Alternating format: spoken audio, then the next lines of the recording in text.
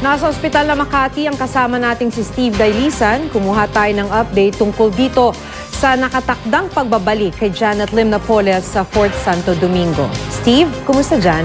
Maki, naghahanda na nga itong mga pulis dito naman sa ospital na Makati para sa paglilipat kay Janet Lim Napoles pabalik ng Fort Santo Domingo. Kanina, Maki, mga around 3:30 ay nakita natin na ipinanhid na yung bulletproof vest mula sa sasakyan ng PNP Calabarzon. Ito rin yung ipapagamit ni Ginang Napoles mamaya. Pero sa nakuha nating report ay nag-aayos-ayos pa raw ito ng gamit sa itaas sa kanyang kwarto sa 7th floor dahil meron din daw siya mga naiiwan mga papeles pa doon.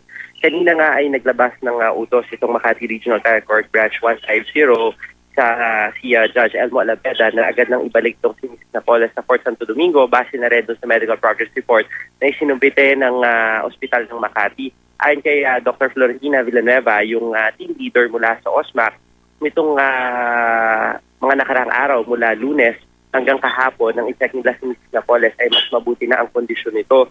Bagamat meron pa rin siyang mga itinadaing na nakakaranas pa rin daw siya ng streak doon sa kanyang sanitary pad o yung pagdurugo, ay hindi naman daw pinapakita ni Napoles yung mismong sanitary pad.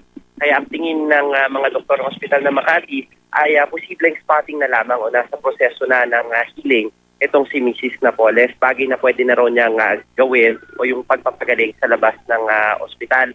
Kahapon, 6 o'clock ng hapon, ay prepare ni Dr. Villanueva yung discharge order na lilagdaan naman ng kanyang mga attending physician na sina Dr. Elsie Pascua at si Dr.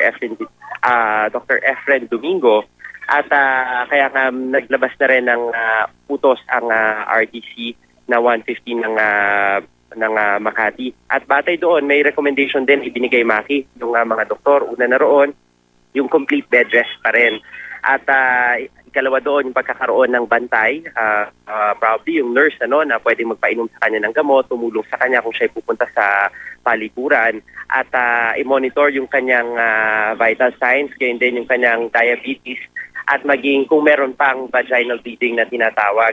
Gayun din kabilang doon sa recommendation ng mga doktor, dapat merong standby na doktor sa Fort Santo Domingo na maaring tumingin kay Mrs. Napoles sakaling maulit yung pagdurugo na kanyang naranasan para naman agad siyang sa ospital kung kinakailangan. Sa ngayon, Maki, ay lahat ng mga kasamahan natin sa media pinatabi na dito sa gilid ng bangketa. Clear nga nila yung bahagi ng emergency room. Ito yung posibleng pagdaanan kay Ginang Napoles. Ating inaantabayanan ngayon yung pagdating naman ng mga hoster na karaniwang sinasakyan itong si Ginang Napoles pag siya ay ibinabiyahe, Maki. Ayun, so ibig sabihin, Steve, itong hapon na rin, lilipat na talaga siya sa Fort Santo Domingo.